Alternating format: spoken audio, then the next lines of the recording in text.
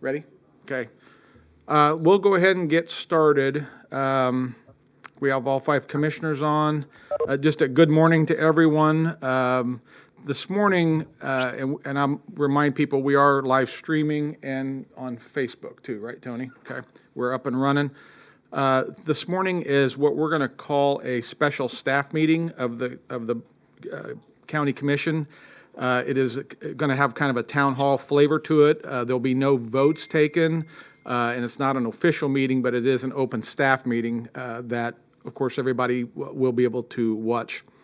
The commissioners are here to listen this morning to members of the business community, and this all. Let me kind of give you the first part of this. On Wednesday of this week, the commission heard for essentially the first time from the health director and from staff concerning a very rough draft of what it would look like as we begin to open back up the county and when we move away from the stay-at-home order. So everything that's been put out so far is tentative and is a plan. There is the commission has somebody needs. That's me backfeeding. Okay, it's weird. I'm getting a backfeed here, but as long as you're all hearing me, okay.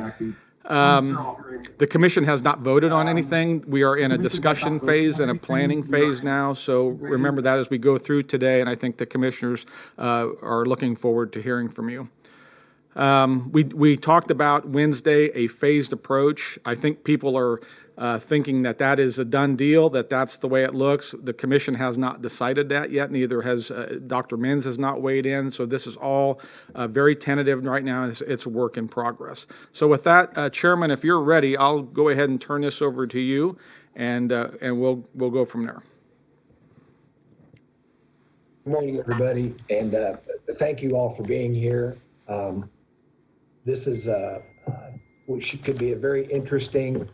I know it said it's booked for 2 hours. I think we're going to be able to run this through in an hour.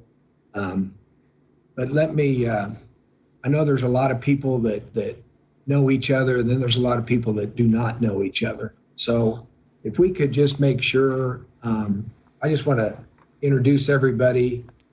And then when we do so, just raise your hand. And so everybody, especially the parties that don't know us all and we don't know them. So I'm Pete Meitzner. I'm the chair currently. Hi. So the pro tem, which is like the vice chair, is Commissioner Lacey Cruz. Commissioner Michael O'Donnell is on. Michael. County Commissioner David Dennis is on. David. And County Commissioner Jim Howe is on. There's also Dr. Gerald Menz is with us. Dr. Menz, there you go, sir.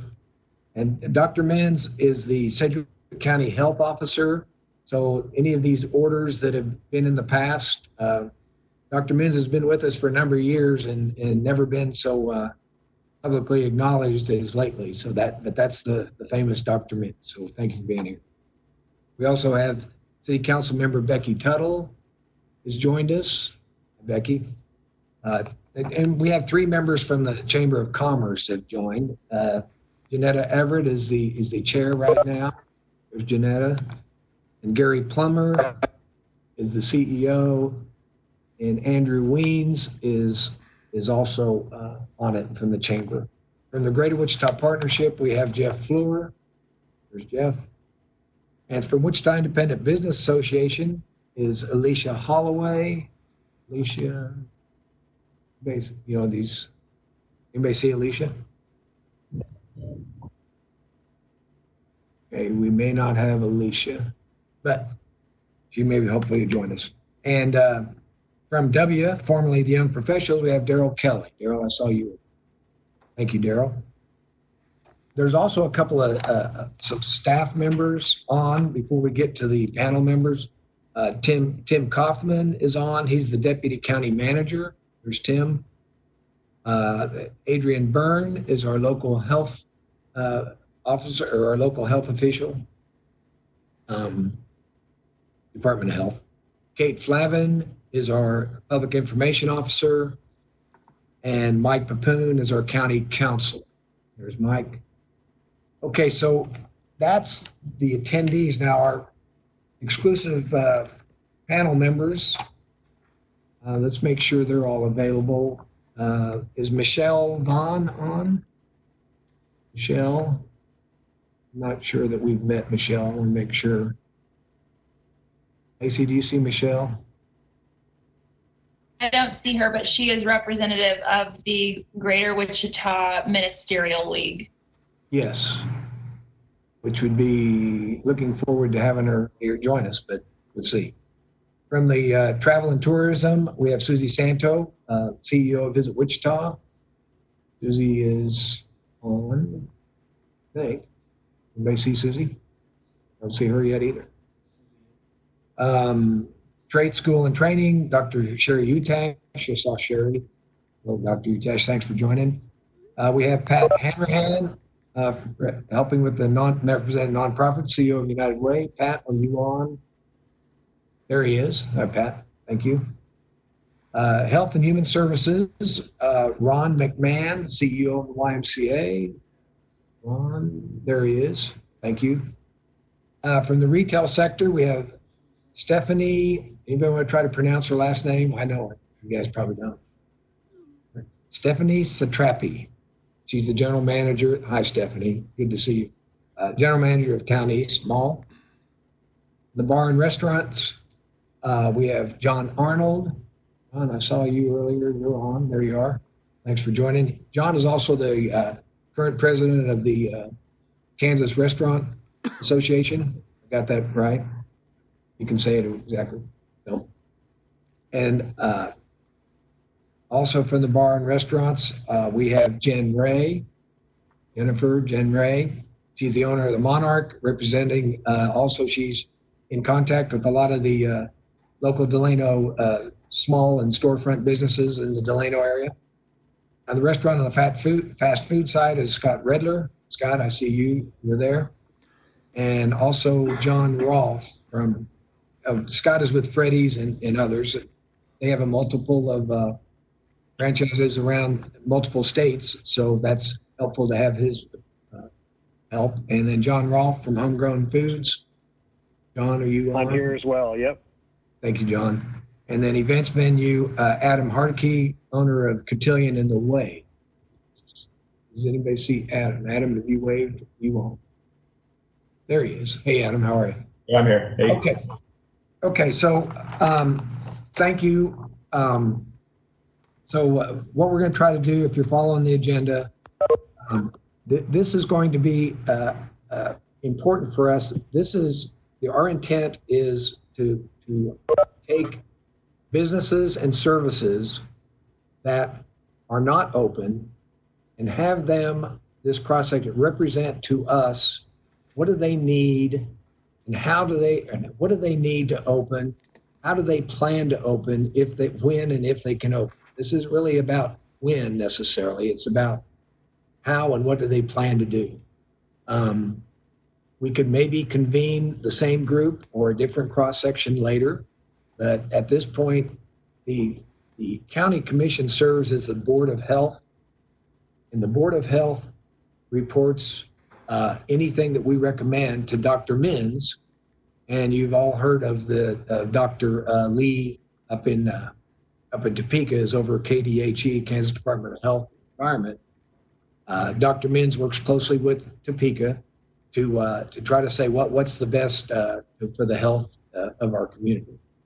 Mainly, Dr. Mins gets engaged if there's an outbreak of things like small outbreaks that happened back in H1N1, kind of back in 2009, things like that. So that's what that is. So again, the goal is for the county commission and others to listen to our panel.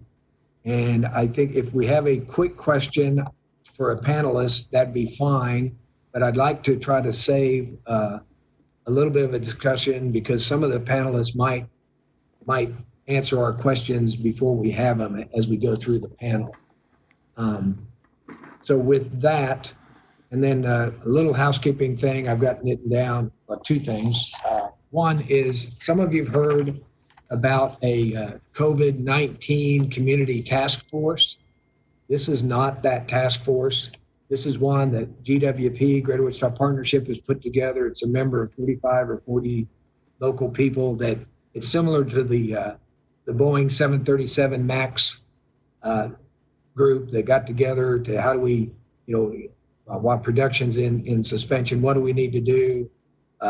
They help, so they're helping sharing information about PPE and testing and streamlining efforts to not duplicate, maybe help coordinate unemployment or SBA loans. That's what that group is doing, basically mid and long-term economic responses for that. So this group, so that's that group. This group is not, I don't want to repeat, but this group is incredibly important. The panel members, we hope we've gathered a good cross-section of the retail and the services and service industries that have been closed. How can they get back open, and what do they need to do? Finally, usually when we do these big meetings, I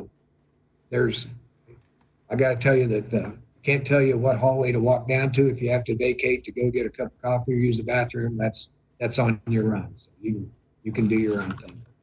Okay. Any questions before we get started? Okay. And thank you. It looks like we're all getting used to the Zoom and WebEx, because I see everybody's microphone is pretty much muted.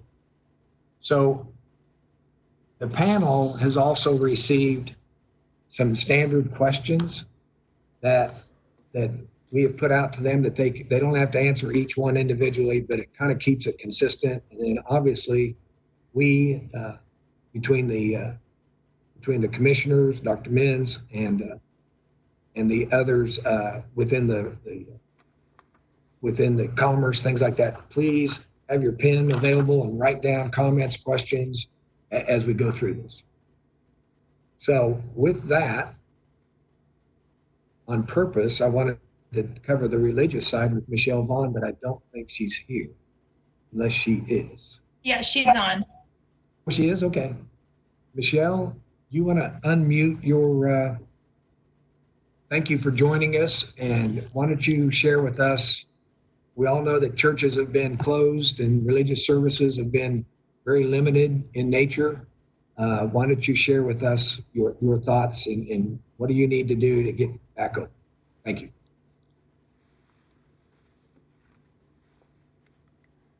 Michelle, you want to unmute your...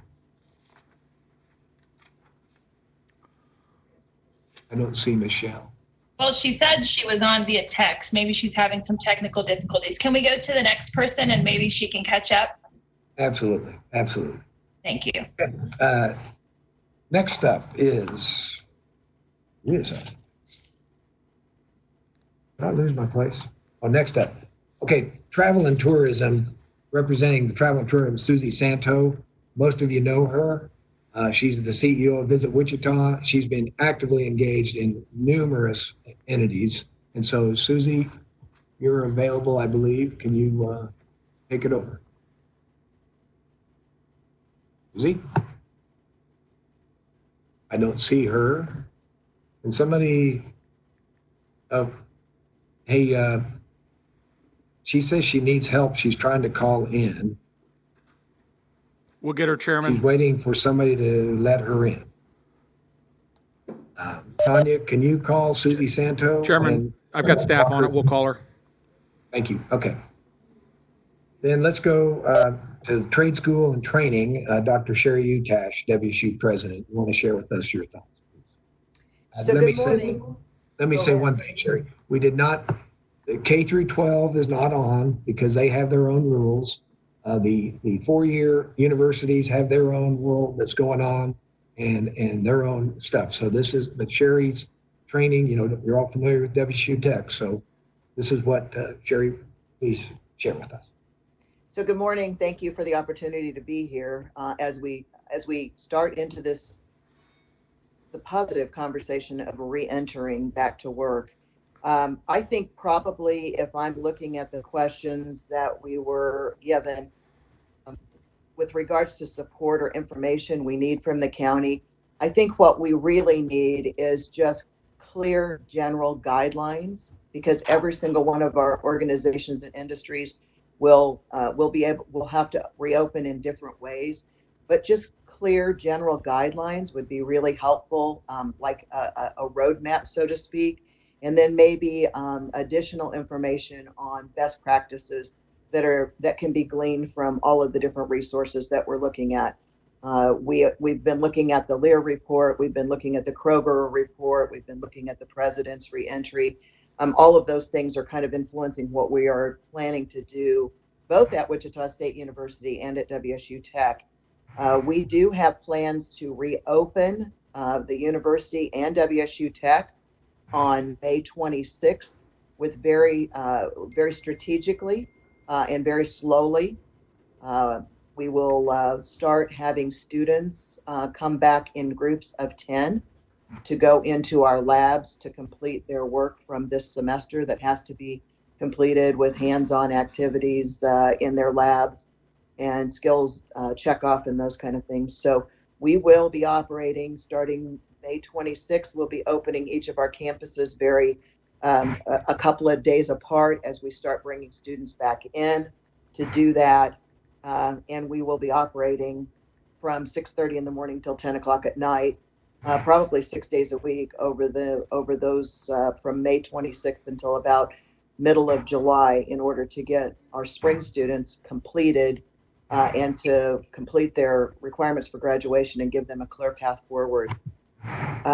We will, a concern on cleaning is that certainly there'll be is the community ready for all the cleaning supplies that will be needed and the disinfectant machines that will be needed in order to keep our campuses and our businesses and industries clean during this time, because we do need to build a level of confidence with the citizens of the city and the county and our community as we do this, because that's going to be extremely important. The other thing is some kind of guidance on the use of masks. We're hearing a lot about masks, and I agree with that, and I appreciate all the information that's been coming out on that from the county manager.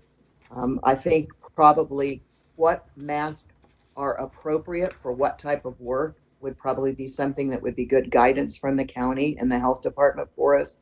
And then, finally, we think about the use of gloves, which is somewhat many healthcare professionals are saying don't use those. So probably a little bit of guidance or best practice maybe from the county on that. And then the one thing I would say is the idea of temperature checks will be very difficult to execute for many of us. And in some cases, I fear that will create greater bottlenecks and create less of an opportunity for social distancing. So those are the things that I think make sense to us, and or the things that are of a concern when I look at this list. And then I also think the whole idea of what is that metric for gathering. Once the number of 10 is lifted, what is that? We're going to use the number 10 as we re-enter in May and June. But as we move forward, what does that look like? And I think the key to all of this is just having some clear guidelines and a roadmap from the county with the opportunity for information for best practices so that we can all incorporate those into the work that we're doing.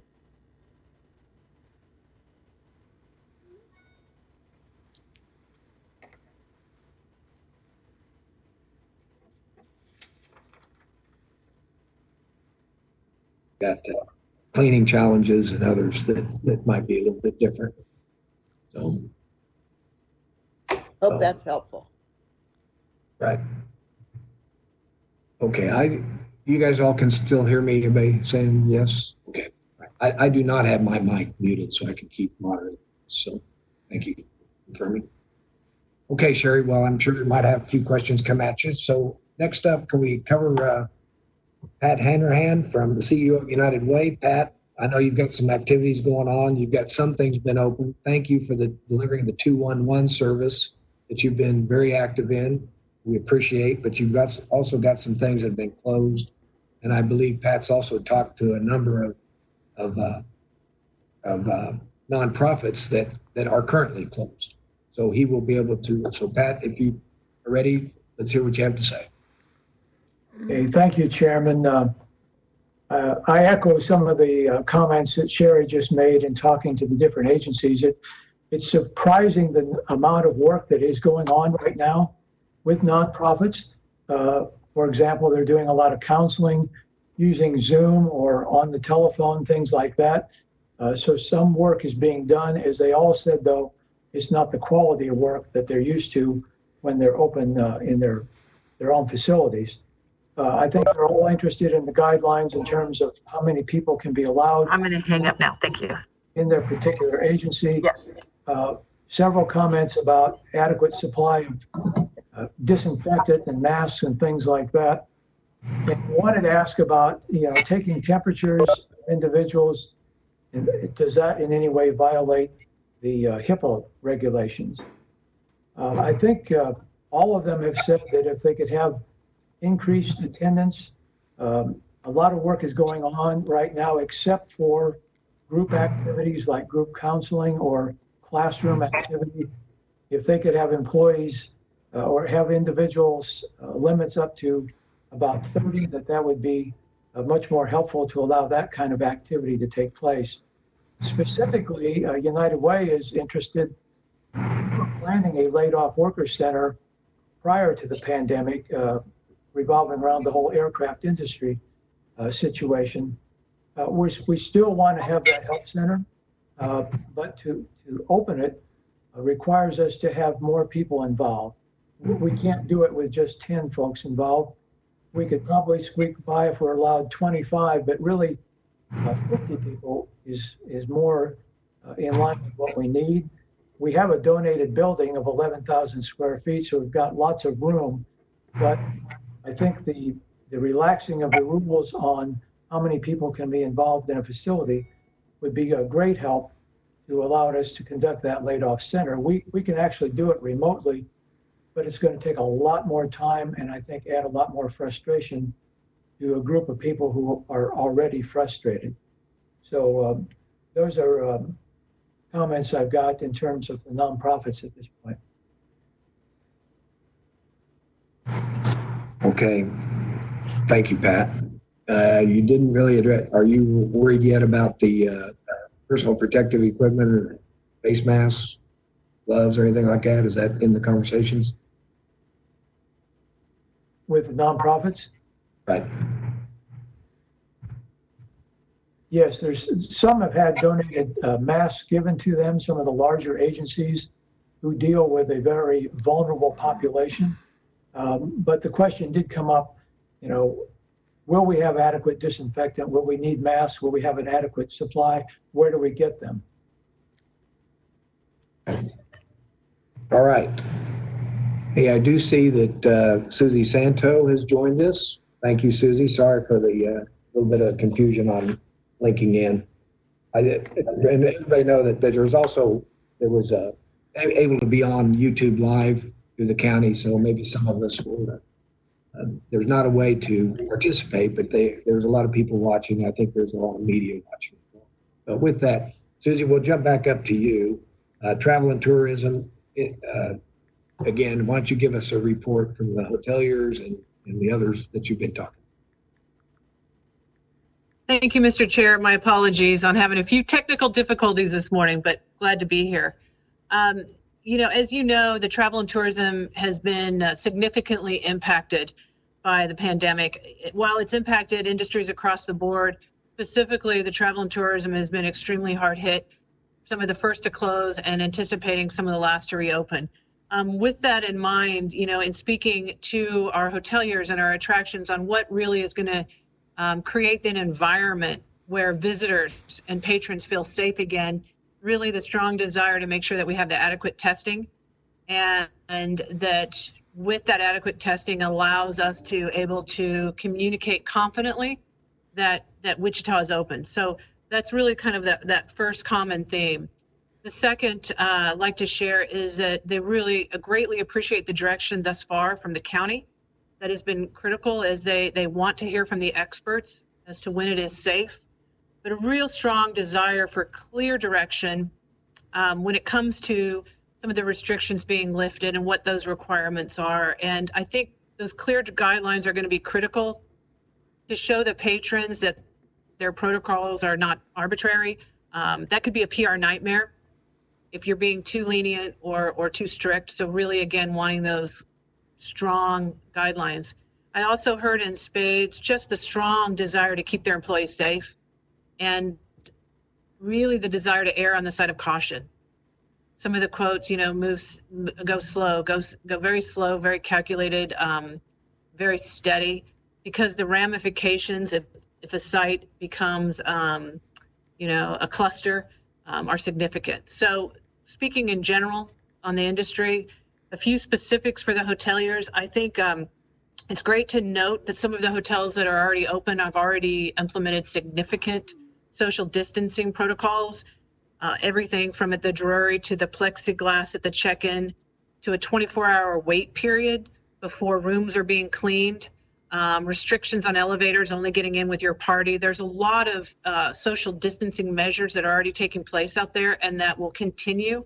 But again, I think looking for those guidelines on what it looks like in terms of the mass gatherings for some of our spaces that have ballrooms will be critical. I do want to point out as we begin to look into the recovery and we look forward throughout this year and into next year, really want to start that conversation on what potential property tax relief could look like for our hoteliers, perhaps in terms of the assessment itself or timing. And then a few things just to share on the attraction side. I think with the attractions, those attractions that can deliver the essence of their experience, I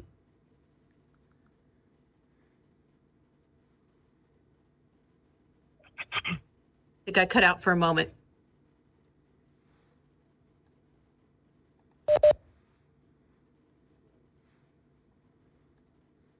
Susie, you're muted. You're going to need to unmute yourself.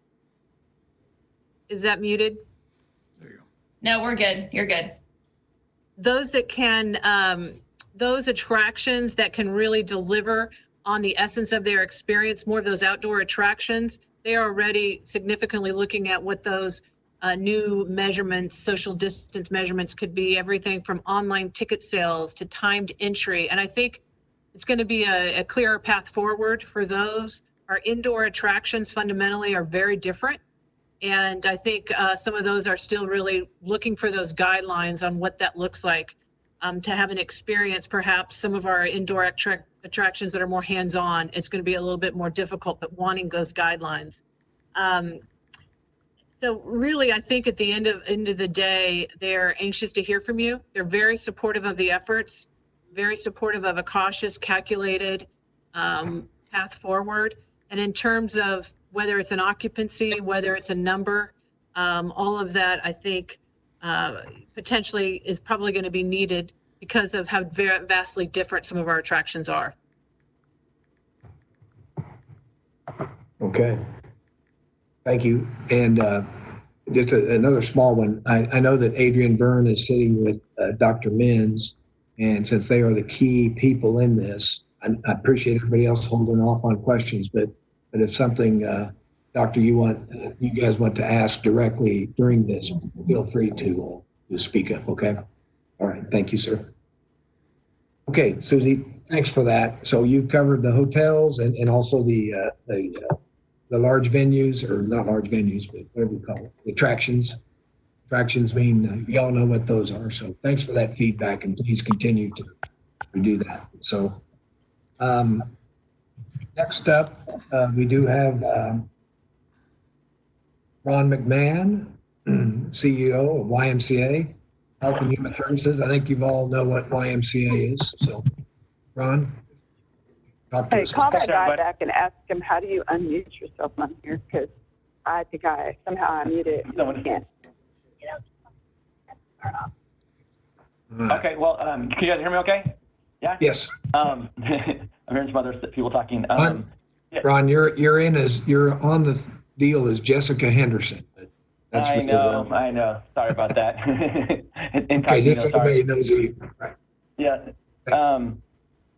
So from the why standpoint, we obviously, even just a basic standpoint of, we provide programs for prevention at scale, right? So that scale issue is difficult. So when we think about our facilities with pools and gyms and studios and cardio and strength and kid zones and all of those different, everyone needs something different, I guess, in a sense. And so we're really kind of getting our national guidance is to be, as Susie and everyone's mentioned, to be super cautious. We have been looking at when you go down the questions, we're looking at all the different scenarios in terms of modified hours, in terms of how do we enhance our cleaning to keep it safe? Can we do interactions at the Y? How do we do that? And so some standards on those things would be super helpful. And I think because I think the hardest thing will be is if we are doing it one way and others are doing it another way and there's not communication on that, that's going to be a problem for us. Anyways, I think across in our community. The other issue that I think that maybe hasn't been sent is, a couple things. One is we've been on some calls with some of the similar service folks in China, and their advice to us was do not open too soon, because if you do and you have a problem, it's so much longer to come back from that. And so again, just maybe echoing what others have said is, we really are waiting, 14 days, that 14 days, 28 days for youth before we open up programming. We want to be able to track things. And frankly, the other part that I might want to just mention is we kind of need a unified front as a community. What happens when we do have an issue, and how do we respond to that? Is that restaurant or place going to be singled out, and that place will not be able to come back if they get singled out? So can we jointly come together as a community and say we're all in this together in some way? And I think the county could take some leadership in that from my point of view. So I think those are the main points that are, following the, again, the list of questions. We are looking at masks and gloves and some of those things. We're having a little bit of trouble with getting supplies. And we're really concerned about, even if we get the initial supplies, we'll be able to sustain that level of supplies. And then, of course, all these restrictions that we probably need to have will then affect the ability for us to provide our services, right? When the ratios, what we need to be around kids, or the ratios, those numbers, whatever those numbers are, if they're so much smaller, that's going to be a hard thing to then keep open and pay for all that. So, and we really, and again, being sensitive to what we have not charged anybody, we don't want to charge anybody until we can actually provide a full service. And so that's a balance that we're trying to make. And so opening up before and having a partial open for us may not be as helpful. So.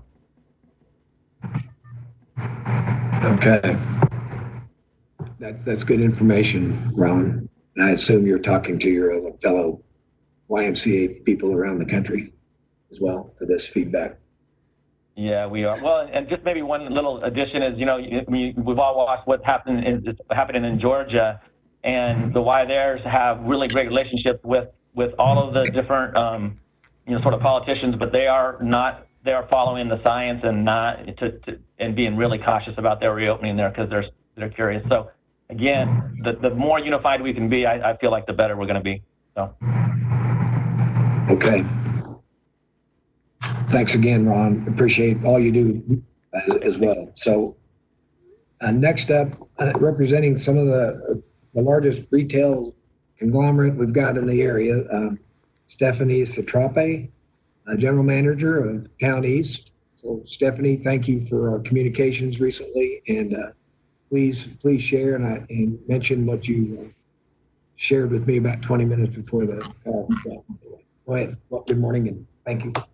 Thanks, Chairman. So I guess as an overarching start in talking to all of our tenants, big, small, local, national, they're all prepared to do what the county deems to be safe when the county deems it to be safe.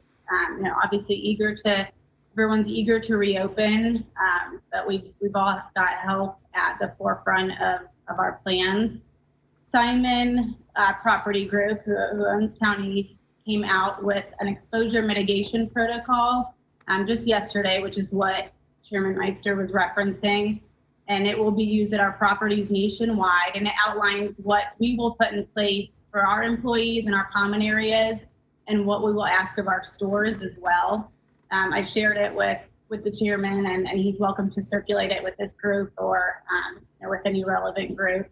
It was developed with a team of epidemiologists and public health researchers and certified industrial hygienists. So it has quite a bit of backing behind it. And we think it'll be a great and conclusive start to a plan. It's a long document, but I'll go ahead and summarize some of the key points in regards to protecting employees and customers. We'll be implementing pre-work screenings, including temperature checks for our employees, and would encourage our tenants to do the same, but at this time, not for shoppers or for the public, unless otherwise required. There will be a COVID-19 safety guideline training for all employees, extensive social distancing campaign, facial coverings as recommended by the CDC will be provided for our employees and the public as long as we're able to procure that. Personal hygiene will be encouraged. There will be extensive sanitizing and disinfecting using the CDC approved products. There will be encouragement for no touch transactions. We'll be limiting the mall's occupancy to 50 square foot per person. And we'll be closing touch points such as drinking fountains, play areas, sampling, tenant sampling, the public strollers. And again, this is what we'll be implementing and recommending that our tenants implement as well. From the tenants that I've spoken to, a few of the plans that they have in place are isolating returns. So if they get a return, they'll put it in a specific isolated area for 24 hours. If it was just used in on store, or if it was taken home, I think it was 48 hours. A couple of stores have talked about plans to have a team A and a team B so that their employees don't ever overlap. And that way, if there's an issue with one team, they have a backup team and can still operate. And it's also a means to protect their teams as well. And then I would say a lot of our tenants have also added their cash register procedures to force distancing. So whether it's putting up a plexiglass between the employee and the shopper, or putting a table between the traditional cash register to force them to have to reach across the table so that there's no touch involved. So it really seems like tenants are being innovative with this, and everyone wants to protect their teams and customers as much as possible. In regards to social distancing, we'll be limiting our hours. There will be signage everywhere. I was given a map of one of our properties in South Carolina, and it had over 200 touch points of signage encouraging social distancing throughout the center. There will also be PA announcements reminding people of the need, shoppers for the need of social distancing, as well as our staff and security will be enforcing as well. We'll be reminding as well. As I mentioned, there will be an occupancy limit within the mall of 50 square foot per person, in addition to strict capacity limits in small spaces such as restrooms and elevators. And then we'll be taping off, in spaces such as a restaurant or a restroom, we'll tape off every other sink to force the distancing. So I'm just looking through the list of questions.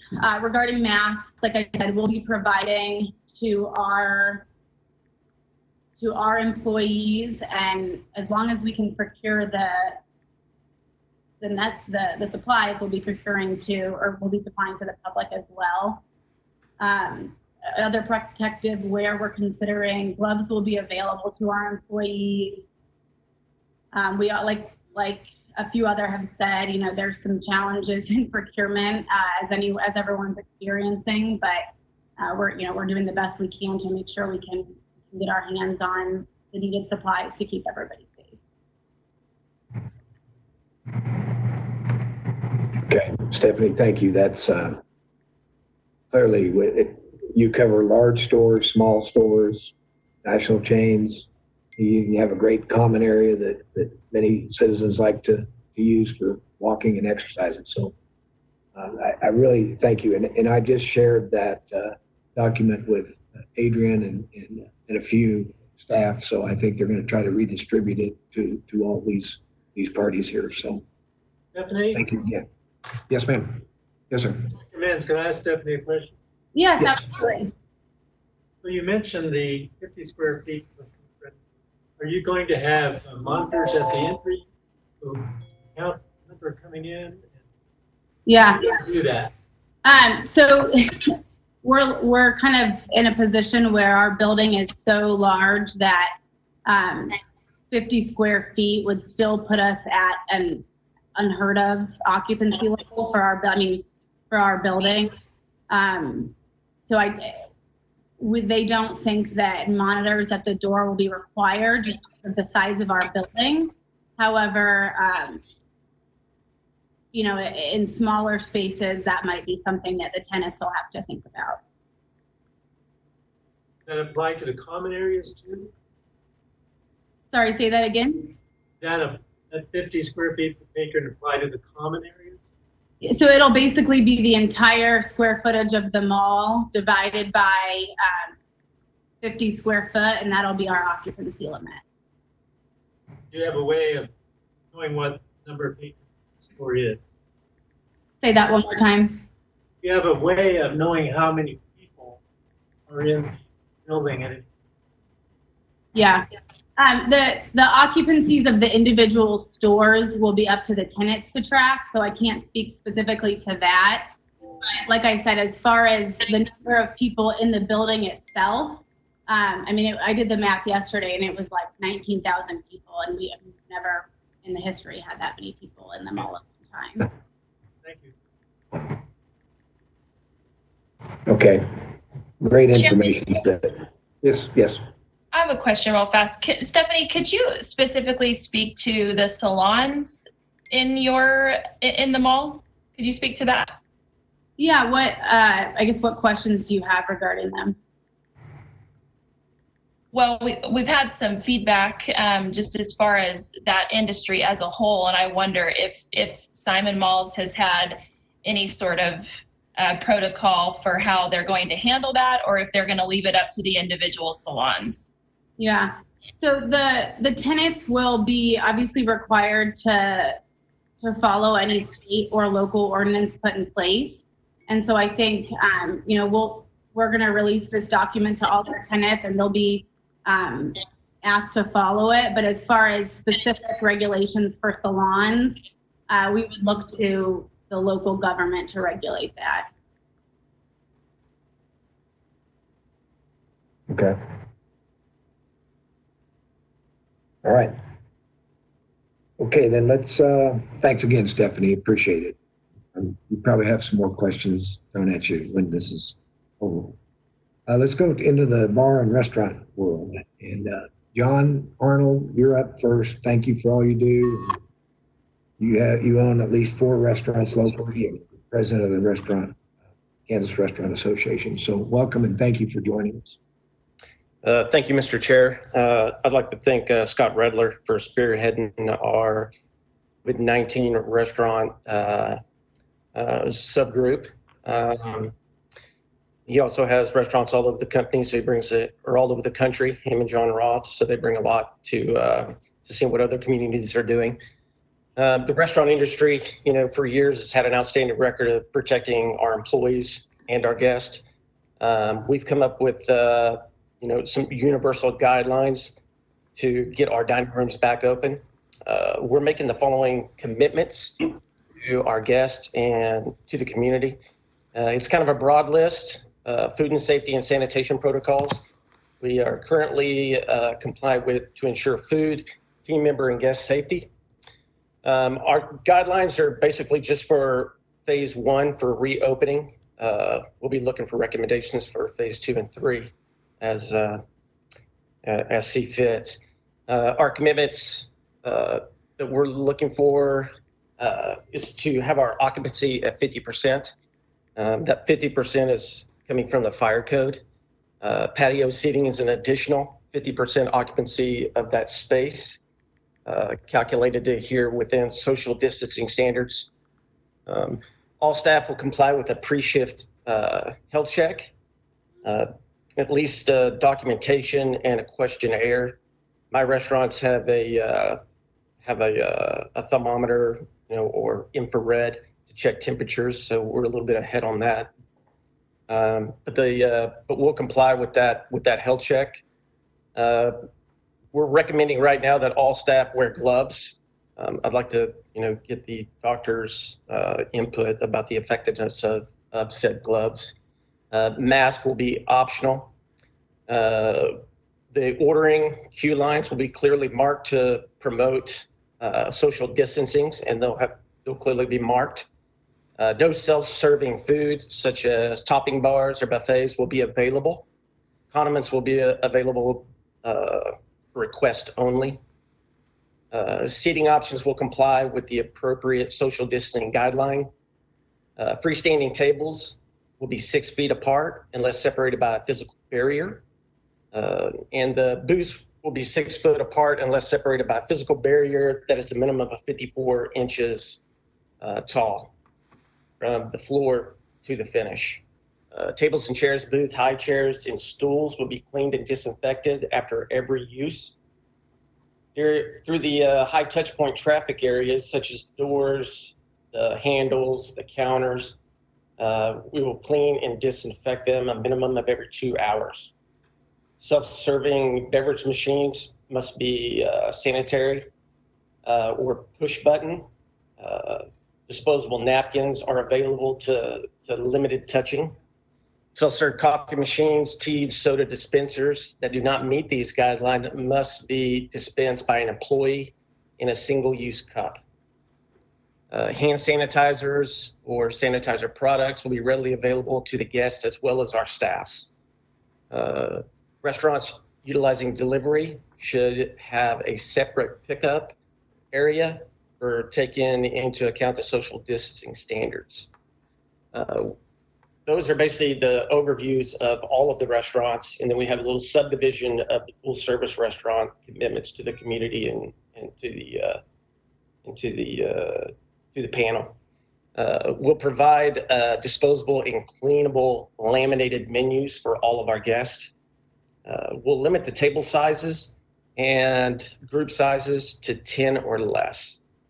There will be no preset service items placed on the table ahead of the guests, such as silverware and salt and pepper. So those are the basic guidelines that we have come up with to make the guest, feel safe within our buildings. I think the restaurant business obviously does a really good job of handling sanitary and sanitation procedures. We've got a great track record. We serve billions every day. So we're pretty confident. And, for my restaurant in particular, I'd like to know from the doctor, the effectiveness of the gloves, because we, in general, the gloves in the restaurant business, if contaminants get on that glove, it's just like contaminants on your hand. So what is the real effectiveness of a glove? Would just be my one question to that. But otherwise, that's what we have for you, Mr. Chairman. Thanks, John. Dr. Menz? Oh, you're muted. Adrian, he's muted. There you go. Okay. Exactly right. If you put gloves on, then you touch your face. I'm not against using gloves, but they have worship. Doctor, can you get closer to the microphone? Get close to the microphone. You're breaking up. Okay, there you go. We're not. Can you hear me now? I Yes. can't. So you're exactly right. If you put clean gloves on, but then you touch your face for someone else, the gloves are going to be contaminated. And even with gloves on, you would have to wash frequently between encounters. So I don't have a strong feeling about gloves for just general serving the tables. Now, obviously, food handlers, others, that may be a different issue, but the gloves will have to be somehow washed or changed because they can get contaminated just like.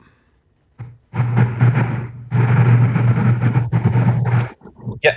So my concerns with the gloves, it's just an overall feeling that people that come into the restaurants, from me personally, I'm not speaking for the board here, but I just don't want people to feel like that they're in a hospital whenever they come to eat. And I also don't want people to be scared. People are wearing gloves or people are not wearing gloves. So the universal of how we're going to attack this, Ron said, to be consistent across the board. I think it should be not only safe, but practical. What I'm saying is gloves or no gloves, your hands are going to have to be washed or cleaned frequently. I don't see a big difference between gloves. So gloves is more appealing to the patrons. I can certainly live with that. That requires everybody to wash hands. Right. I'm having a hard time hearing you, but I mean, are you saying that the gloves prove no more protection than the skin, and maybe the gloves are just there for looks? I'm saying I'm sorry, can you hear me? Yeah, barely. You're cutting in and out a little bit. Maybe I can give you a call back or something. Well, that would be good. Yeah, possibly. John, this is John Rolfe. I'll weigh in real quick. A lot of times in our industry, we use gloves when we're cleaning so people can remember that they're getting those kind of materials. They're going into dirty areas and you peel those gloves off. And, particularly in full service, we're thinking about, instead of going by stations, you're going by function, and the people that are bussing and cleaning the tables are only doing that and using gloves for that purpose when they're coming in touching dirty things versus all the time, I think is a pretty safe standard out there.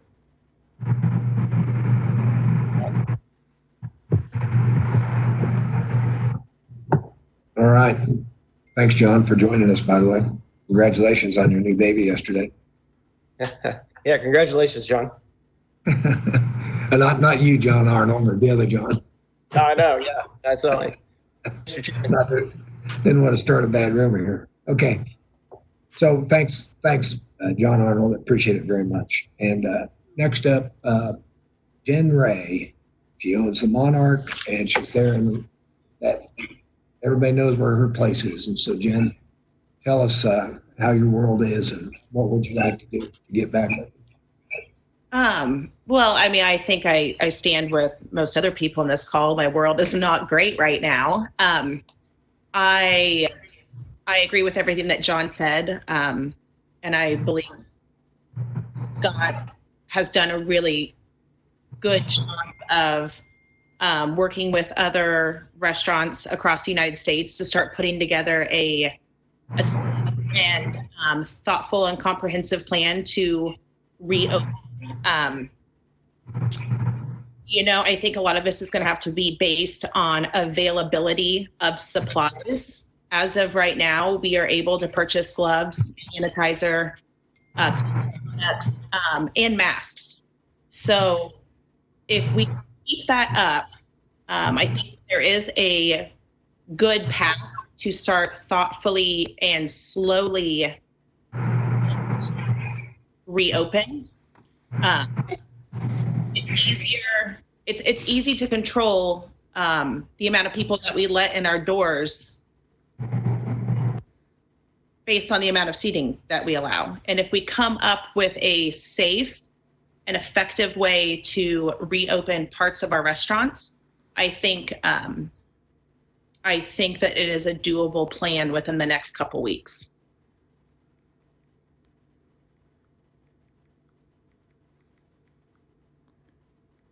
Okay. So Jen, you're probably were taking notes on John Arnold's in the restaurant industry things, so kind of in line with some of the things he's talking about. Yeah, I was, we were on that call yesterday with Scott Redler, and he forwarded that information out, and I feel very good about the work that they're doing, because I feel like they have put a lot of thought into all, not just dine in like myself, but fast food options as well. Okay.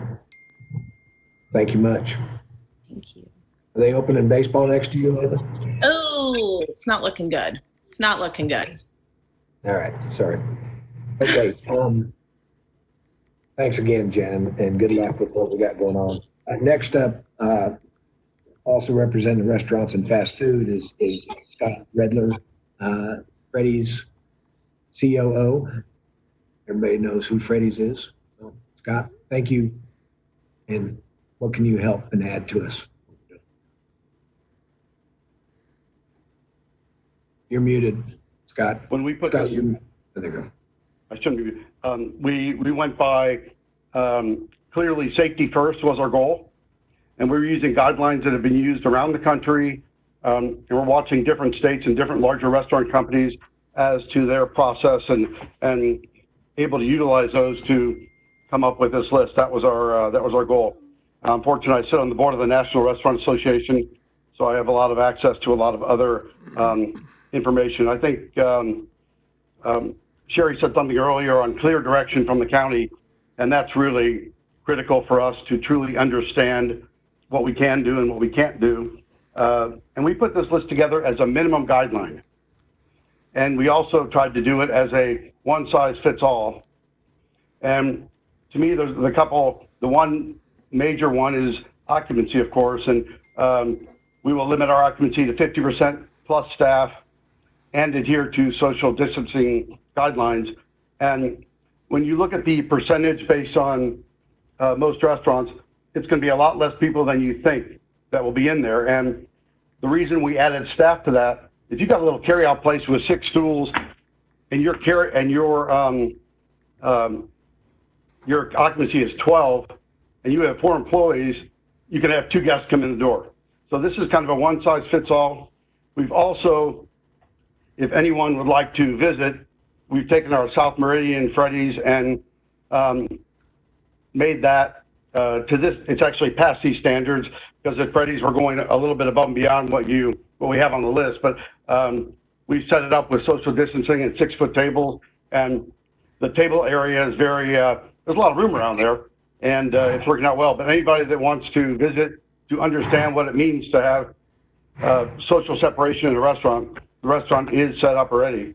Obviously not open, but set up because we're doing it for franchisees. But open to discussion on anything that we're doing. We tried to leave things like hand sanitizer or sanitizer products. It has to be available. You can say that you need a temperature check for the health check, but you can say that, but you can't get a thermometer today. So that doesn't make sense. So we think health check works better there and lets people succeed and do things the right way. And open to any discussions. I'm happy to give you the background on any of our guidelines and why we did them.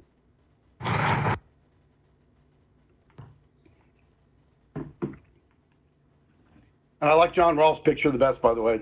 How many people can have a one-day-old baby? True. Hey, Scott, and thank you. Can you and John Arnold make sure that we receive your latest? I know there were some documents flying around. Can you make sure that we and Dr. Mins and Adrian get the most updated guideline that you, especially since if you all met yesterday again, statewide and whatever, that would be helpful. Yes, and Chairman, I emailed you one about 30 minutes ago, the most updated version, and I'll get it to Dr. Mins also. And Dr. Mins, if you wanted to meet at the restaurant, I'm happy to meet you there and walk through and give you our logic on decisions. And it applies to full service and carry out and fast food restaurants. Okay, Scott, thank you. Thank you. I know this seems to, although it appears to be, next up will be John Rolfe, who's there with his baby. And I know there seems to be, we had bar and restaurant, we had 4 speakers on that. And, but that clearly is the group that has been closed, and a lot of our public want to know when can they start going to restaurants again, things like that. And of course, then the retail shops and all the other things are been covered with a lot with Stephanie's help. But so lastly on the restaurant list is John Rolfe. He's at the top of my screen with his 1-day-old baby. Congratulations. Yeah, everybody can meet Bear right here, Jonathan Barrett. He'll go by Bear. So our vulnerable population right there, and one of our newest county residents. Anyway, Scott and Jen and John Arnold and I have worked really in step with those guidelines. And we'll have some experience next week where we'll be opening part of our dining rooms in Tennessee. So I'll have some experience from the full service side on some of the things that work or not. The other thing that we're all concerned with is protecting our employees. You'll have some members of the public that are respectful of social distancing and some that aren't. And so, we're very thoughtful about that. Right now we're asking all of our team members that are facing the community to be wearing face masks just to make sure that they're not transmitting anything out there to help people feel more comfortable. And the other thing I'd just add is, economically, the way our system is set up in the United States, it flourishes the more predictable that it can be. And so as you guys look out, knowing something we'll probably have to live with for many months, what would make us scale up and down the phase 4 list? The more clarity on that, the more we can plan as we schedule and order food and all that, knowing that if the cases are on the rise, how close are we getting to the next change? Or if they're on the decline, how close are we getting to opening more up? And so those kind of guidelines from the county, I think, would be really helpful as we look forward. And again, happy to answer any questions, but appreciate my brothers and sisters in the industry and the struggles that we're all facing right now.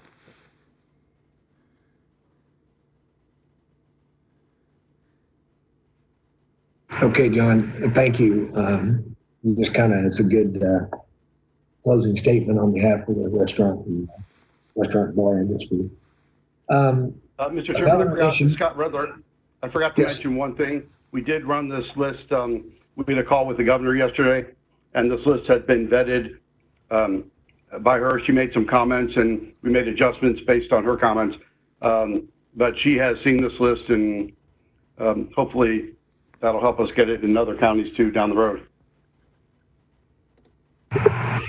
Okay, thank you for that addition. Okay, switching gears slightly, event venues. Many of you know him, Adam Hartke. He's been around for a while, and he runs a lot of stuff. He owns the Cotillion, he owns the Wave. I think he's got a contract with the city to run events at the recently successfully remodeled Baxter Park. So although we may not be ready for large-scale venues for events, I think it was important to have him just share what he would like to share with us. Adam, you're on. Hey guys, how are you? Yeah, so I don't know if I have a whole lot to contribute at this point. At Cotillion and Wave, operating at 50, 100, 200 people isn't really advantageous to us. Our money's made on events with 1,000+ people. But, some things maybe to consider moving forward. I think a lot of people have said it, but I'll reiterate, the guidelines coming from the county, we're pushing hard federally to get guidelines because I think, none of us want the liability of opening under our own plan and then taking the heat if something goes wrong. So, we definitely want to follow government guidelines so we can adhere to those and say we're doing all we can. In the live music industry, we're now organized nationally with the NIVA, National Independent Venue Alliance. We're 1,000 venues strong now. It's growing by hundreds a day. We're having numerous conversations a day within this group to figure out our best practices moving forward. Event venues are really unique in that, we could restrict capacity to 50%, great. But when you're standing in the room at the cotillion, how are you going to police that? You can't logically expect that just because you say you're going to have a social distancing space around a person that they're going to adhere to it. We've all seen the groups of people gathering downtown during a shelter in place. We've seen people partying. There's only so much we can actually do. We can say we're doing it, but that the reality is that it's not going to happen. And so we don't want to see another spike and to have to shut down everything again. So on our restaurant side, which makes up 5% of our revenues, we're going to do what the Kansas Restaurant Hospitality Association, everybody's talking about. It's beyond that with the event venues. The other thing with us is we're dependent on a national reopening. We route tours from city to city. So there's a hot spot in Kansas City or Denver or Dallas, even the coasts, tours aren't going to go out. People on tour buses aren't going to want to jump on a tour bus with 12 other people to hang out for 6 months going city to city. So our industry is looking at a lot longer closure. Considerations on that moving forward. I think somebody mentioned tax abatement, stuff like that. That would be something potentially to look at. That would be helpful. Again, we're lobbying on the national level to get some relief. I don't know if I have really much else to put in. Supplies are a huge one. We have face masks and, we're going to look at face shields, sanitizer, all that. But, especially once we all start reopening and there are some actual guidelines put out there, those supplies are going to be difficult to get. Also more clarity on how this virus spreads. Can it spread through air conditioning vents? So even though we're social distancing in a confined area, we're all still being exposed. Is that real? We need to know.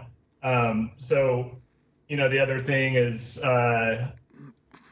testing, I think, is huge. I don't feel like we know here in Kansas what the actual spread has been and what the actual reality of the situation is. So, knowing if people have antibodies, if we've already hit, a peak, all that stuff, it's huge for us, moving forward.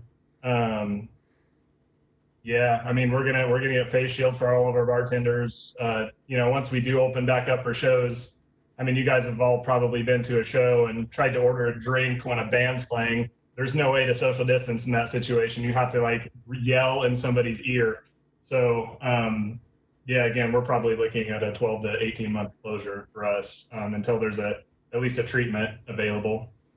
Any other guidelines you guys can give would be gratefully appreciated. And thank you, Chairman, for including me in this.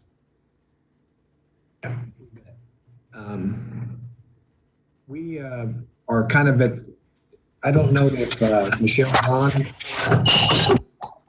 is Michelle Vaughn able to join us? Hey, Chairman, real quickly, Yes, Tom I'm here. Stolz. Before Michelle goes, I think Janetta Everett had a question. Could you check? Yep. Janetta?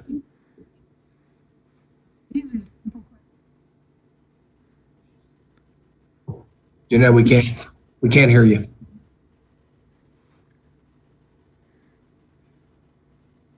Can you hear me now? No? Now we can. Okay, great. Sorry about that. My question is really quick. Talk a little bit Sorry, Janetta. You're going to have to maybe get closer. You're breaking up. You're breaking up. Can you hear me now?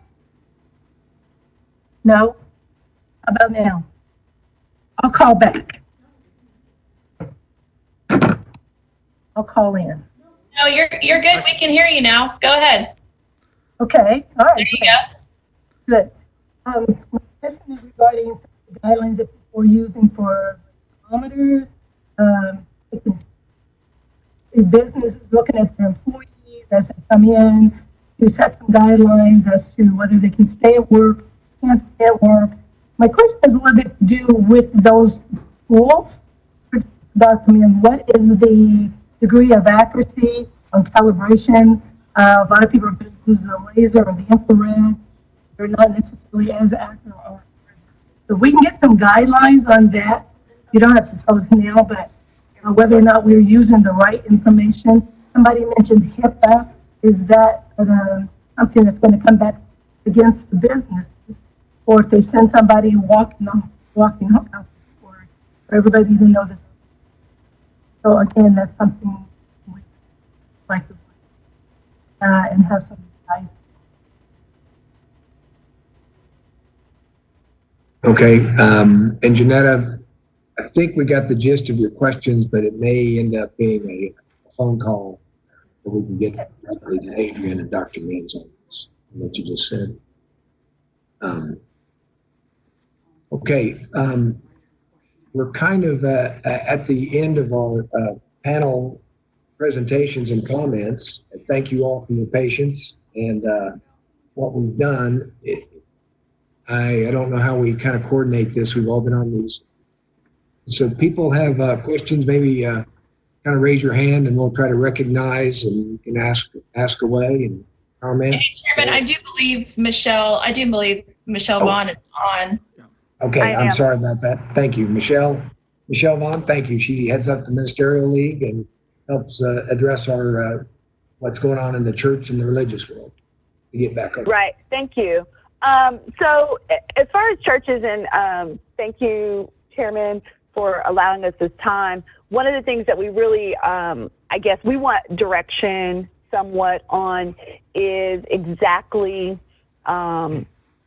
what does that square footage look like? A lot of our churches obviously have a lot of seniors. So that's one of the things that we've been, as a group, been having those conversations about how do we prepare going forward, making sure that maybe our older parishioners are not integrated back in immediately, looking at those infrared checks, making sure that we're taking temperatures, making sure that we have masks and the sanitation. And so that's really something that we're really talking about. How do we integrate back in? Because we don't want to be the spot. We know that churches have been the hot spots for COVID cases. And so we don't want that to be a Wichita issue.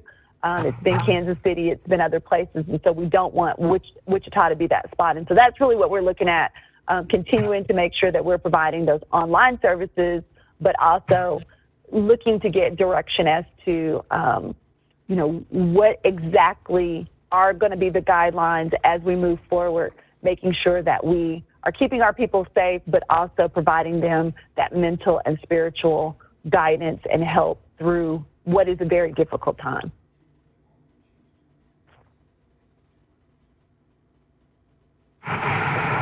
Okay, well, thank you very much, Michelle. And I know there's some other churches talking about, I think that's one, the restaurant industry feels strongly about a 50% occupancy thing. I think churches, many of them are much larger, talking about maybe a less percentage where you can have people isolated between pews, things like that. Right. Dr. Menz, it may indicate that even though a church might be large, you might roll out something with a number cap. Even though it can maybe hold a lot, maybe there's still we roll out some guidelines, but maybe with a cap. So. And I think our question becomes, the difference between, say, like someone who has pews, which they're stable, versus someone who maybe has chairs where they can, make some differences where a family is sitting together, maybe with chairs and there's a 6-foot span, versus a pew where they're very stable and there's not flexibility. So that's really, where I think our angst kind of is in how do we push that forward without it being, without it feeling like you're discriminating against anyone. Right. Okay. So Sherry Utash, Dr. Utash has a question. Sherry.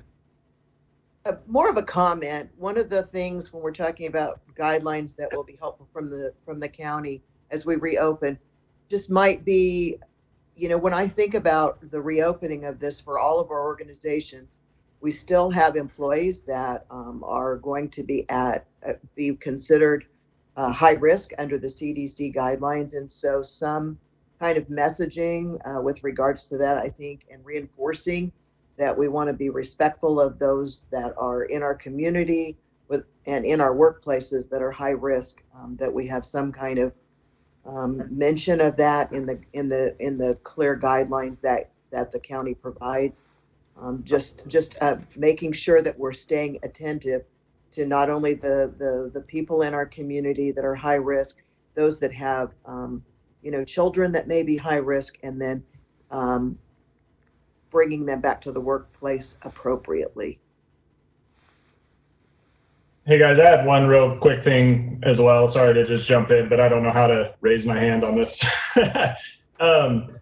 We also need to consider what we're doing for, the travel. Like for instance, one show in particular at Wave, we had people come in from 26 different states and Canada and Japan. So, when we're thinking about reopening, especially when we get into the venue side of things, how we're mitigating potential spreads from outsiders, people that are coming in, because that's a huge part of our business is tickets from other states. So both Wave and Antillian, we sell a lot, and I know the arena does too. I don't know how we're going to approach that as well, because people are going to, especially if other states have bans on social gatherings and we lift ours, then they'll be coming here to see shows. So just a thought.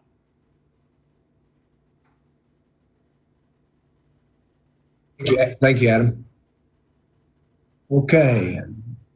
How about some quick comments from all of our representatives? We start with Daryl Kelly. You want to say something?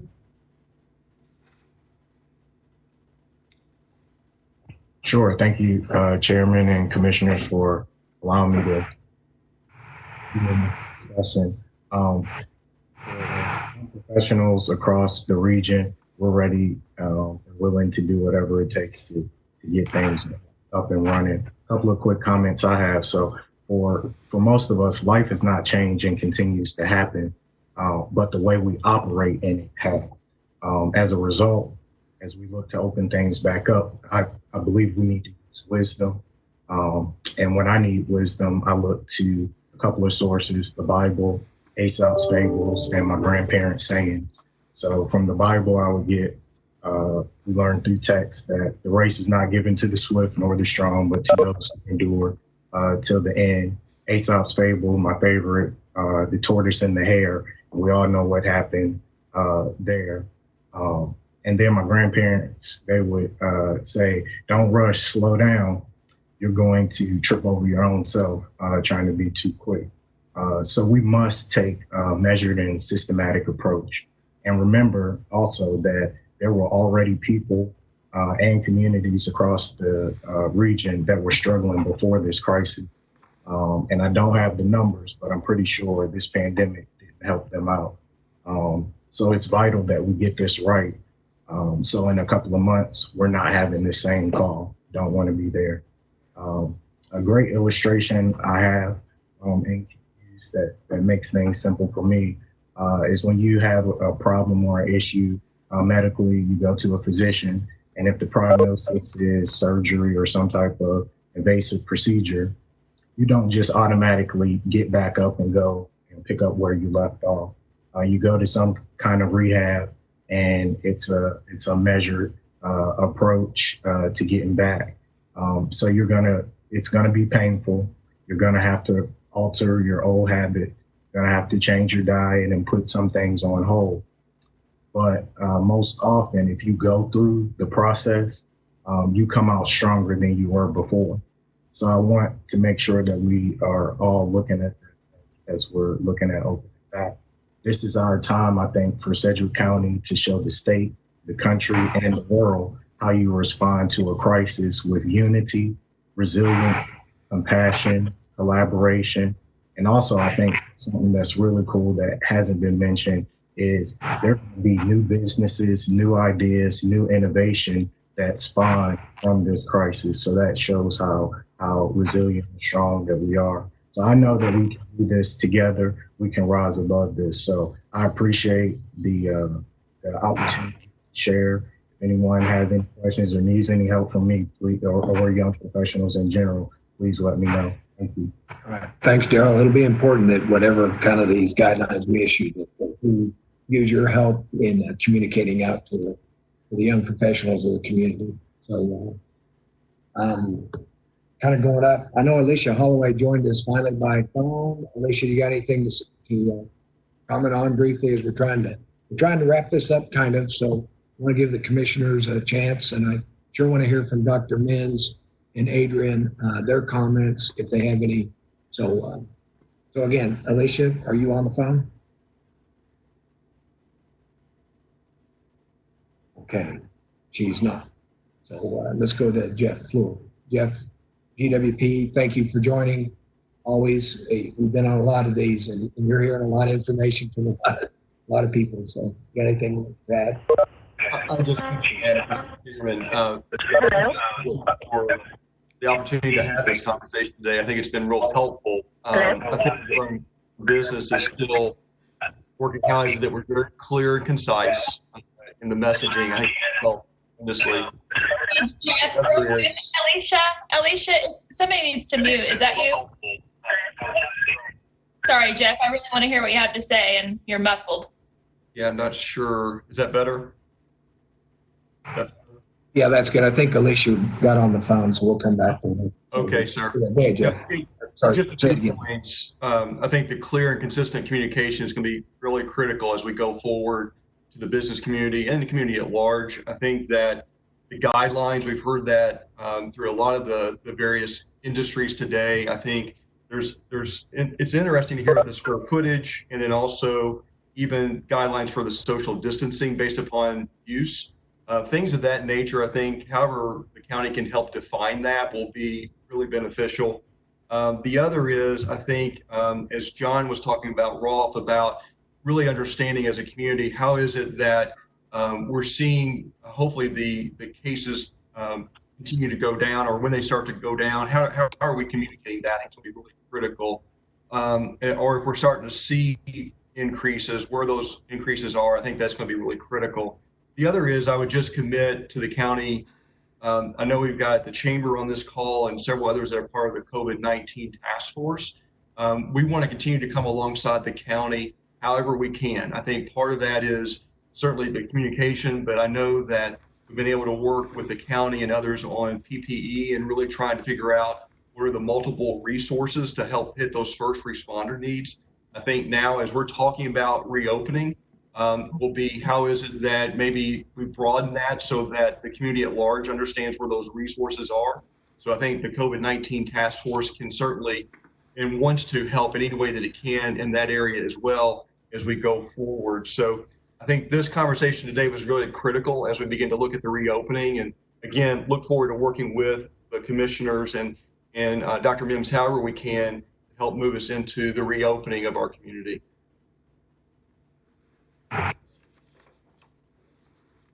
Thanks, Jeff. And you're a big part of this, so appreciate you being in the center of the hurricane, so to speak. So we have a couple members from the Chamber of Commerce. Janetta is having a little trouble communicating with your hardware or your software. I don't know if Andrew and if Gary's still on, if they want to say anything. We can. Mr. Chairman, this is Gary Plummer. Okay. Can you go ahead, Gary? Yeah, we can hear you. Hear me? Yeah. Okay, I apologize. I'm just on the phone this morning. But thank you for hosting this meeting. Got a lot of great information from your panelists this morning. We're looking forward to your next steps next week and how we can support you. And I know it's been said many times that this is going to require a partnership between the public and the private sectors and, organizations like the Chamber and others are prepared to be a part of that partnership. So thank you very much for hosting this call, and I'll give it back to you unless Janetta has more to say. Okay. Go ahead, Janetta. Can you hear me any better now? Yes. Yes. Great. I want to just echo a little bit what Gary said, and of course, agree with Jeff. I just want to make sure that the county continue to work with the chamber, the partnership, and others as we implement this first phase. And let's not be afraid to modify as we go along, because we're going to need to do that. Also, to continue to update the community as we reopen, things start to change as it relates to the health of the county, because we don't want to wait too late to make modifications and jump in there. Also, we do appreciate you all talking to the chamber and using some of the referencing some of the data and being able to take a more hopefully aggressive stance towards phase one of reopening. Thanks a lot. Okay. Thanks, Janetta. Hey, Alicia Holloway, are you still able to unmute your phone and talk real quick?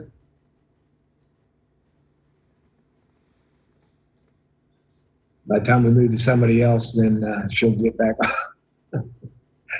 Okay. Let's go to Councilmember Becky Tuttle. I know, Becky, you've got some health experience in your previous life, and you're around with the N1 whatever rollout. And so what's your observation and what can you add? Thanks for joining us on behalf of the city. You're muted. Becky, you're muted.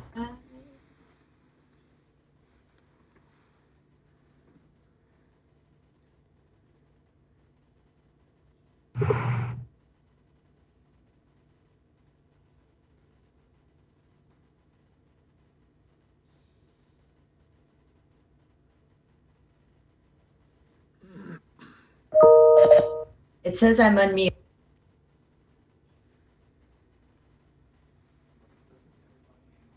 Becky, we'll come back to you in a second, okay? You got to figure out how to unmute yourself permanently.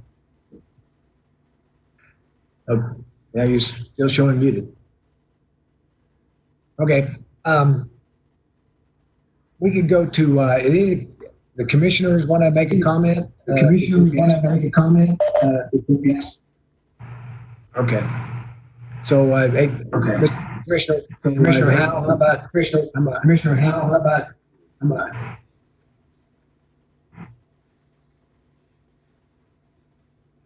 You can hear me okay? You can hear me okay? Yes. So, yeah, thank you. It's been a really great conversation. Thank you. It's been a really great conversation. Am I getting an echo on everybody's? A little bit. You're good now. I think maybe Alicia or somebody got on the phone again. It got a little bit disrupted. So go ahead, Jim, but you're sounding pretty good right now. Thanks. Okay, well, thank you. I appreciate the conversation today. It's been really eye-opening. I think my takeaway from what I've heard so far is that there's a lot of unique challenges out there in every single business and every single activity. And I think that I don't even know who said it now, but the idea that one size fits all, to have a simple policy that makes sense in every place in business is probably not the right strategy. We're going to have to be a little bit more innovative and flexible than that. And we ought to maybe look at each activity or each business or each venue uniquely because there's going to be different differences in how this is handled at each place. When Adam talks about people bringing people in from all over the country and even other parts of the world, that's a unique challenge. I don't know how you're going to solve that one, but for many places, I think there's a lot of things we can do here that will solve enough of this challenge that they can get back to some kind of reasonable, normal activity fairly soon. And but anyway, I'm concerned that we have a one-size-fits-all type of policy, and that is my number one concern here. I think we need to really be able to be flexible. whatever we do going forward, I think we need to be aware that even in some sectors, for example, restaurants is a great example. We have very large restaurants and very small restaurants. I don't think you need to treat them exactly the same. I think there's unique things about them. I think it was one of the restaurant folks talked about gloves, and that's an excellent question. I think it gives people a sense of that someone's being thoughtful about germs, but I also know that we've all seen it where the glove may protect the person that's wearing the gloves, but probably more than others because they may be touching other things. And the idea of changing out gloves really often would be more assuring. But that to me that's just a good example of how the world has probably changed. I think that like having not having condiments on the tables and having people not serve themselves would be a smart thing. So again, these are ideas that are being promoted by the industry themselves, and I think that brings up another idea. I think we ought to trust the people who are closest to those businesses to be smart and to present, if you will, strategies or solutions that make sense to them. Allow them to kind of lead on this a little bit. And also, I think, the world has changed. People are not going to go back to exactly life as it was before, 3 months ago. If we lift our restrictions somewhat and allow the organizations or businesses or whatever to have some responsibility here, I think you'll see that a lot of things are going to happen naturally that we don't have to control at the government level here. So I think that as we kind of move back in the other direction here, I want to just remind us that the number one thing that we ought to be focused on, once again, is what's going on inside the hospitals. We want to get life back to normal as quickly as we can, as safely as we can. But the number one thing we have to be looking at is what's going on inside our hospitals. Because the idea that we're going to have a vaccination soon, that is hopeful, but we don't know when that's going to happen. So we've got to get back to business at some point, and I think we need to be smart and strategic and innovative, and try to help everyone be smart at the lowest levels possible. That's all I'm going to say. Thank you. Thank you, Commissioner Howell. Commissioner Dennis, do you have anything to mention? Thank you, Chairman. No, first of all, I appreciate the time that everyone spent today. Getting emails that say, hey, we've already made decisions. I want to make sure that everybody understands we have not made any decisions. We received a briefing last Wednesday from staff with some recommendations, but the Sedgwick County Commission has not voted on any kind of decisions at all. What I am heartened with is that businesses are already preparing the protocols that they need to be able to reopen. The other thing that we have to remember is that many businesses remained open during this, and they have changed the way that they've done business as they've moved through this crisis. So we can learn from things that businesses that have remained open and what they have done.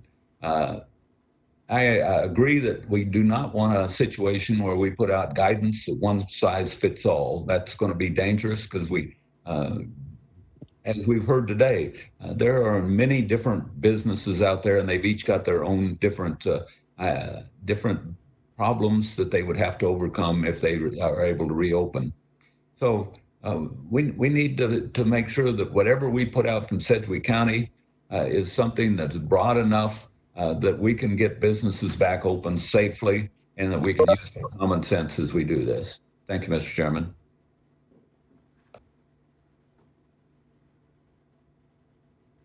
O'Donnell, I know I think you're on the phone. Commissioner O'Donnell, you want to comment on anything? There you go. No, I think in respect for everyone's time, I appreciate all the information we've heard today. I think it's been extremely helpful, at least for me and my mindset. And then I look forward to checking back on Monday and bringing in somebody from the hospitality industry that I do think is a little overlooked. But other than that, Mr. Chairman, thank you for putting this together. Okay, thank you, Michael. Yeah, we'll reach out to that group later today or Monday. Commissioner Cruz. Thank you, Chairman. Thank you, everybody, for being on today. I have kind of been following along online as well, and I just want to reiterate the fact that we did not purposefully leave out salons. I think that that's an important part of all of this because I think a lot of us are going to need to get our hair done after this.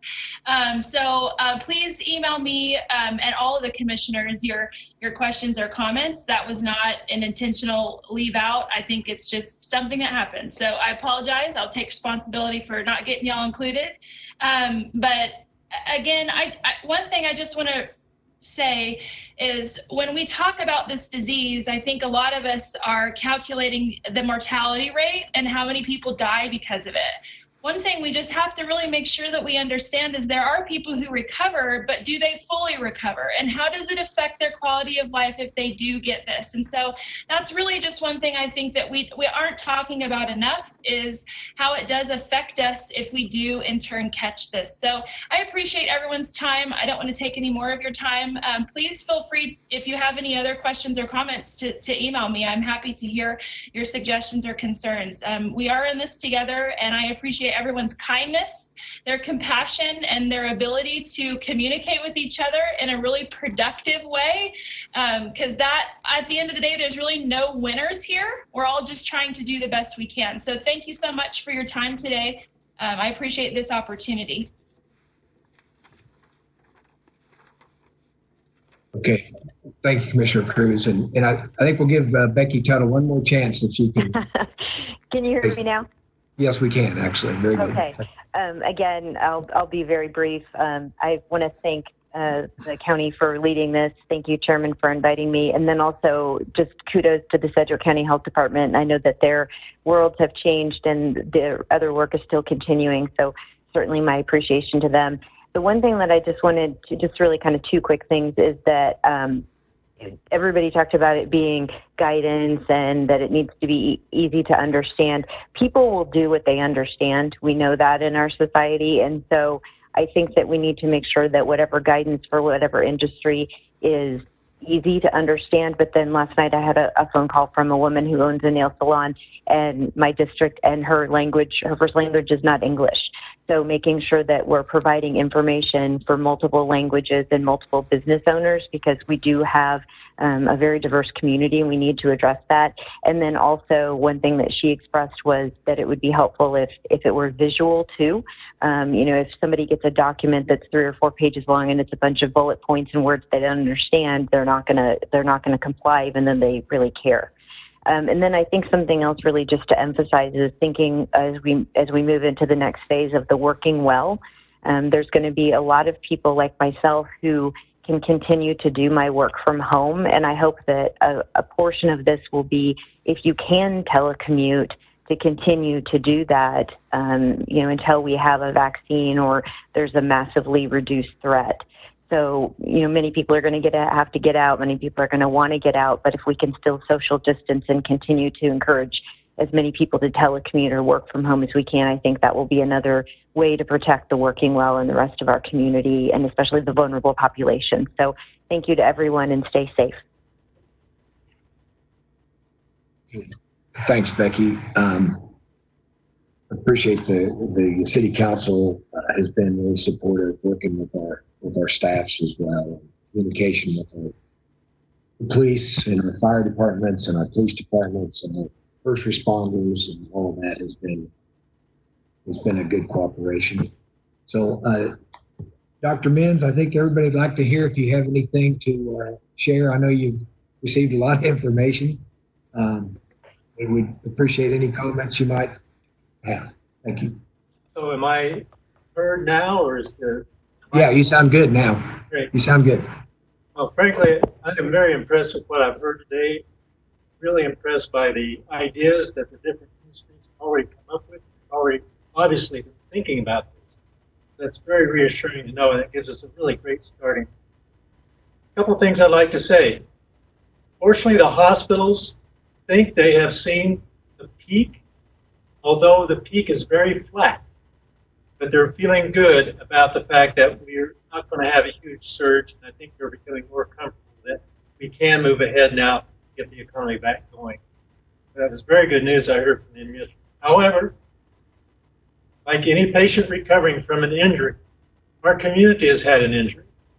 Our patients who are in the hospital with COVID-19 pneumonia who's survived do not jump out of bed, run a marathon the next day. It takes some time to recover, and our community is going to take time to recover, just like our patients. This has been a traumatic incident for our community, so it's going to take time, and I'm grateful to hear from many of the people who spoke today that they realize we're going to have to go a little slowly and bring this thing back up. Those are great news to hear, and I really appreciate having this meeting. Look forward to working with you all, but we're all going to have to work together. No one is an expert in bringing a community back from a pandemic. The last pandemic we had was in 1918 of this severity. And I don't think we have too many people around from that era that help us figure out how to do this. So no one has the magic answer. But if we work all together, I think we can figure it out. We're going to have some missteps, but I think we're going to have a lot of right steps. So I look forward to helping you all get back. Thank you, Doctor. Tom, I don't know, or Adrian, if you want to say anything, and we'll get this thing wrapped up. Just that I echo what Dr. Min said and really appreciate conversation and know that we've been researching a whole lot of plans and there's new ones out there all the time, and it really made my heart feel good just to hear, as Dr. Min said, all that everybody is already doing to keep everybody safe, and that is not surprising to hear, but still nonetheless was really encouraging for us to hear. And I just appreciate everything that everyone's doing, and we'll provide as clear as information as we can, and we'll definitely need input from all of you if it's not, if you need us to provide you with something clear or just additional information, please let us know. Okay, thank you. Tom, anything? Thanks, Chairman. I have for time's sake, I do have 3 clear plans to move forward. I think I'll just go ahead and email them out to this group with a summary. I took some good notes, and we'll have a way moving forward. So thank you. Okay. A couple of housekeeping. I had some, and again, we made some errors. I apparently the nail and beauty salon world felt a little left out. I was hoping that maybe they had been included as part of our retail report from Stephanie, but that's okay. We can circle back with them. Also, I had a conversation late last night, kind of too late to add, but the Hispanic Chamber, Alicia did send me some really good information that we need. It's been referenced print materials, and we need some Spanish translation help, and maybe some as well as Vietnamese translation help on these guidelines. So we will reach out, and thank you, Alicia Sanchez, for opening my eyes about how we need to get information out as well. Lastly, news information. Yesterday evening came out that the governor's order that was supposed to have expired on Sunday, May 3rd at midnight, she's now moved that back to be in sync with the mass gathering order of 10 or less to expire on Friday, May 1st. So a week from today, right as of now, there's no rules. And so we've got a lot of work to do. If the state comes out with additional stuff, then we will be monitoring that closely as well. But this input has been incredibly valuable for us as we can work closely with Adrian and Dr. Mins to try to craft a go forward. What do we do? And so it'll be a little bit of a crazy week. Thank you, Dr. Mins. You're the second person that's confirmed that or stated that it looks like our peak was really not a peak yet, or not even a peak. We just we hit it. Well, potential. So we'll see every day, obviously, if something else pops up. So it's ready to start recovery, and let's get you guys open as best we can, safest we can. And I truly appreciate everybody taking this hour and a half. And the panel that shared was very, very valuable information. Scott and the restaurant people, thank you a bunch. The chamber needed to hear this. Susie, thanks for your work. Just kind of glancing around. So. And I know Sherry's got a huge challenge with getting some people trained to back out in the workforce. So it's taken all of us. So I appreciate it. And with that, unless I see anybody waving something, other than that, we can all wave goodbye to each other and we will convene. Okay. Thank you all. Have a good day.